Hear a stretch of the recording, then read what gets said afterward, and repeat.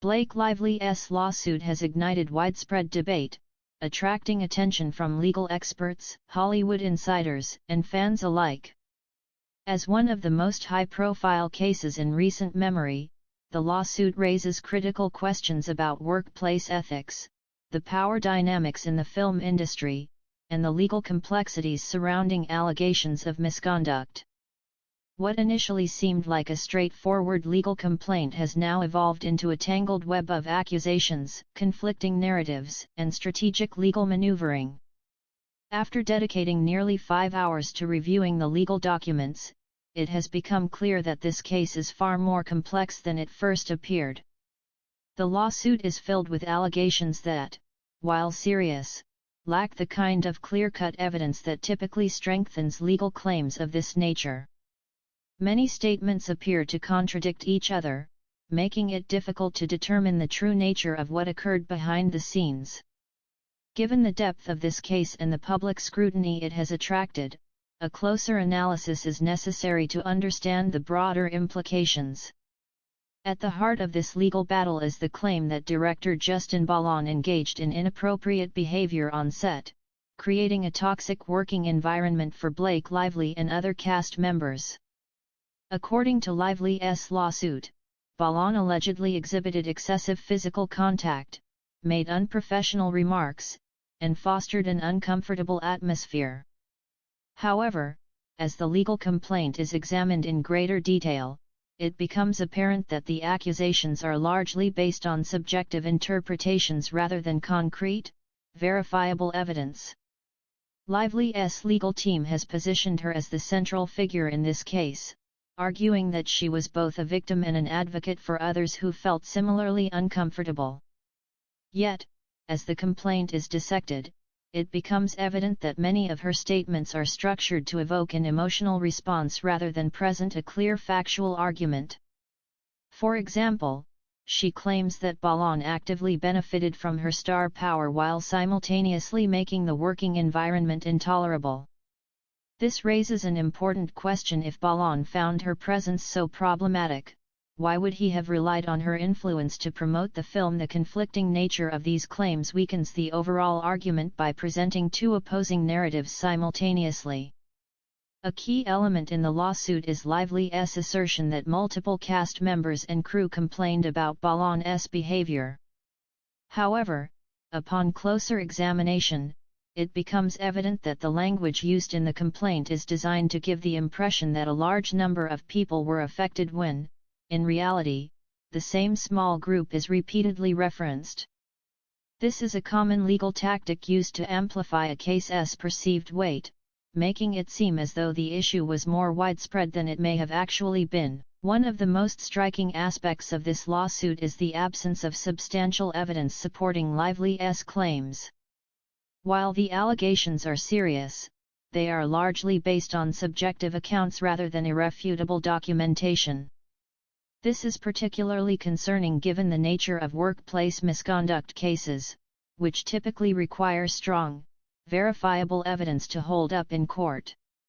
Lively references complaints made by other female cast members who allegedly reported their concerns to Sony executives, but these individuals remain unnamed. Their willingness or unwillingness to testify could become a pivotal factor in determining the strength of Lively's case. Bahlon's legal team has already responded by pointing out that the lawsuit lacks significant new evidence. His attorney, Brian Freeman, has dismissed the case as being built on unstated hearsay of unnamed persons, emphasizing that many individuals who initially supported Lively's claims are now either silent or distancing themselves from the case. If true, this would suggest that the legal battle could devolve into a situation where both sides present conflicting testimonies without any definitive proof. Perhaps the most damaging counterpoint raised by Bahlon's team is their claim that they possess real-time documents, emails, and even video evidence that contradict Lively's allegations. If this evidence is as compelling as they suggest, it could significantly weaken her case and put her credibility in question. Legal battles of this nature often hinge on the ability to provide concrete documentation, and if Balon's team can present evidence disproving Lively's claims, it may shift the lawsuit's trajectory in his favor. Another crucial element in this case is how it is unfolding in the court of public opinion. In high-profile disputes, media coverage plays an instrumental role in shaping perceptions, sometimes even influencing legal outcomes. Lively has been outspoken about the case, making bold statements about the alleged misconduct. However, her critics argue that she is using public relations tactics to shape the narrative rather than relying on a solid legal argument. Her lawsuit selectively cites internal Sony emails, framing them in a way that appears to support her claims. However, without the full context of those email exchanges, it is difficult to determine their true significance. One particularly revealing piece of evidence is an email Lively herself sent to a Sony executive, in which she expressed gratitude for their support and acknowledged the film's success. She also noted that, despite the challenges on set, she ultimately felt positive about the project. This email contradicts the overarching narrative of her lawsuit, raising questions about whether she truly found the experience as negative as she now claims. If Lively genuinely felt mistreated, why did she express appreciation for how the production turned out? This inconsistency could be used by the defense to argue that her allegations are exaggerated or even opportunistic. Freeman has also pointed out that Lively and her husband made public jokes about the situation, further complicating her position. If the alleged misconduct was as severe as she claims, making light of it in public could weaken her credibility. While some might argue that humor can be a coping mechanism, in a legal context, such behavior may be perceived as contradicting the seriousness of the allegations. A particularly contentious element of this lawsuit is the dispute over the film's final edit. Lively has claimed that she played a major role in shaping the final cut, arguing that she had to intervene due to the director's incompetence. However, Balon's team argues that Lively took control of the project, overriding creative decisions and making unilateral choices about the film's direction. The lawsuit presents this aspect as a secondary issue, but in reality, it could play a significant role in determining the underlying power dynamics at play. One of the more revealing insights into this dispute comes from the film's composer, who was brought in at the last minute to replace the original scorer. He admitted in an interview that he was given just 2 weeks to complete the film's soundtrack, describing the situation as highly unusual. This suggests there were major conflicts behind the scenes long before the lawsuit was filed, possibly indicating that creative control was a central point of tension between Lively and Balon. Balon's legal team has argued that Lively's lawsuit deliberately ignores her own influence over the production process, portraying her as a victim rather than an active participant in shaping the film. If the case moves forward, this element could become a major point of contention, as it calls into question whether Lively's grievances are truly about workplace misconduct or if they stem from a broader power struggle over the film's final vision. As this lawsuit progresses, the discovery phase and depositions will be crucial in determining its outcome. Both parties will be required to provide evidence, produce relevant documents, and present witnesses to testify in support of their claims. This phase could be particularly revealing, as it will force Lively to substantiate her allegations with concrete proof. If Lively's claims are accurate, then the individuals she referenced in her lawsuit will need to provide testimony that supports her case. However, if these witnesses are hesitant or unwilling to participate, it could deal a significant blow to her argument. Similarly, if Balon's team can produce compelling counter-evidence such as text messages, behind-the-scenes footage, or email correspondence, Lively's lawsuit may lose credibility. Freeman's confidence in his client's defense suggests that Balon's team may have evidence that has yet to be revealed. If this is the case, the lawsuit could take an unexpected turn, shifting the focus away from Balon's alleged misconduct and toward potential inconsistencies in Lively's claims. What becomes increasingly clear as this case is examined in detail is that it is riddled with contradictions.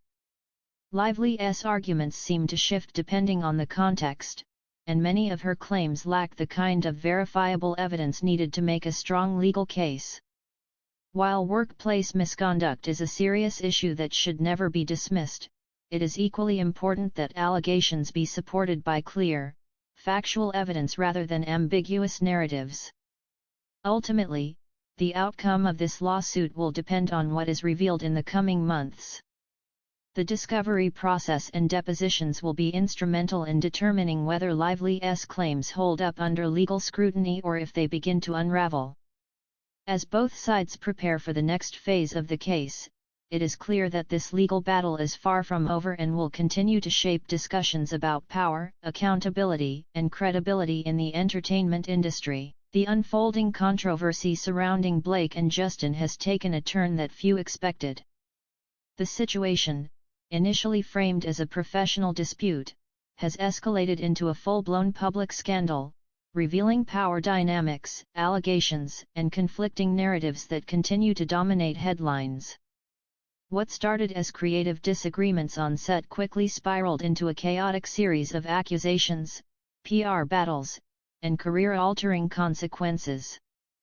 At the center of this controversy is the apparent breakdown of the working relationship between Blake and Justin.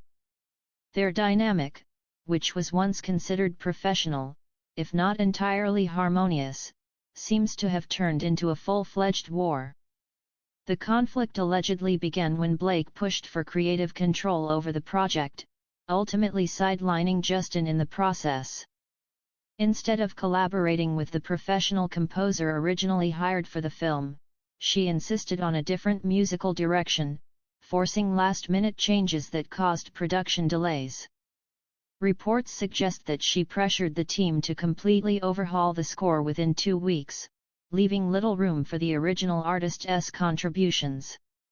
While these artistic clashes may seem minor in the grand scheme of things, they set the stage for deeper resentments and power struggles. Justin, who had been integral to the project, soon found himself being edged out not only creatively but also in promotional efforts. Blake allegedly took control of the film's marketing strategy, ensuring that Justin's presence was minimized. He was reportedly removed from posters, denied opportunities to promote the project, and ultimately felt pushed out of the very work he had helped build. This campaign against Justin didn't just stop at creative decisions. The environment on set shifted, with cast members seemingly rallying around Blake while Justin found himself increasingly isolated. He eventually unfollowed many of his co-stars on social media, signaling the growing divide between him and the rest of the production team. The tension was palpable, and it was clear that he felt threatened by the sudden change in dynamics. The situation became so dire that Justin ultimately hired a crisis PR team to help him navigate the fallout. Reports from sources close to him indicate that he felt blindsided by the backlash and needed professional guidance to manage the damage to his reputation. Meanwhile, TMZ reported that Blake's own team had been leaking information to the media, fueling the public's perception of Justin as the antagonist in this drama. However, as more details emerge, it becomes increasingly clear that Blake's narrative may not be as straightforward as she wants the public to believe. Many of the claims made in her legal filings are not backed by substantial evidence, and her refusal to take any responsibility for her role in the conflict raises further questions. One of the key points of contention is whether Justin's behavior on set constituted harassment or whether it was merely a case of professional disagreements being blown out of proportion. According to the documents, there were instances where Justin's interactions with Blake were deemed inappropriate. However, upon closer examination of their exchanges, it appears that Blake herself engaged in similar behavior. For example, in one of their text conversations, she made comments that could be interpreted as flirtatious or playful banter. Yet, when Justin responded in kind, she took offense. This double standard has left many questioning the validity of her claims. Moreover, Justin has repeatedly apologized for any perceived wrongdoing. He has expressed remorse in multiple letters, text messages, and personal statements.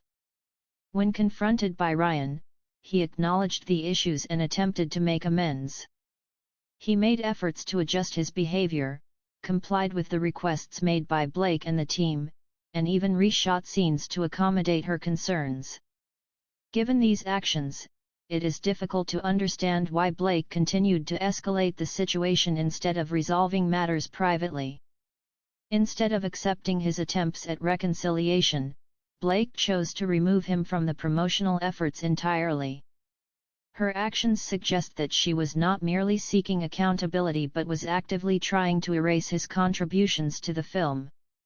By excluding him from press events, altering the film's marketing materials, and ultimately pushing him out, she created a scenario where his professional standing was severely impacted. The question remains, what was Blake's endgame? Did she expect Justin to remain silent while she systematically dismantled his career? Naturally, he retaliated not through malicious attacks but through legal means and PR strategies designed to protect himself. Yet, Blake continues to portray herself as the victim, claiming that Justin's efforts to defend himself amount to retaliation.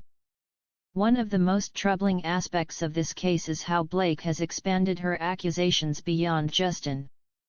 She has now implicated his close friends and business associates, making vague but damaging allegations against them. This desperate attempt to paint Justin as part of a larger, corrupt network has not gone unnoticed. Observers are questioning the legitimacy of her claims, especially given that many of the individuals she is targeting have no direct involvement in the situation. What is particularly frustrating for many is the lack of concrete evidence supporting Blake's allegations. Despite the dramatic claims made in her filings, she has yet to provide compelling proof that Justin engaged in any serious misconduct. Even the supposed incriminating text messages fail to demonstrate a clear case against him. Instead, they reveal an ongoing power struggle and a professional relationship that deteriorated due to conflicting egos and competing interests. Legal experts have also weighed in on the situation, noting that the case largely hinges on Blake's testimony. While other cast members have reportedly made complaints about Justin, none of them have joined the lawsuit. This raises questions about the credibility of these secondary allegations. If there was truly a widespread issue, why hasn't anyone else come forward in an official capacity? The fact that Blake stands alone as the sole plaintiff weakens her case significantly. Furthermore, the broader public reaction to this controversy has been mixed. While some have rallied behind Blake, others are increasingly skeptical of her motives. The more details that emerge, the more it appears that this is less about justice and more about a calculated effort to control the narrative. The inconsistencies in her statements, the exaggerated nature of her claims, and the apparent strategic leaks from her team all point to an agenda that extends beyond seeking accountability. In the midst of all this, Justin's career has undoubtedly taken a hit. While he may have the support of certain online communities, the damage to his professional reputation is undeniable. Studios are hesitant to work with him, and upcoming projects have been put on hold.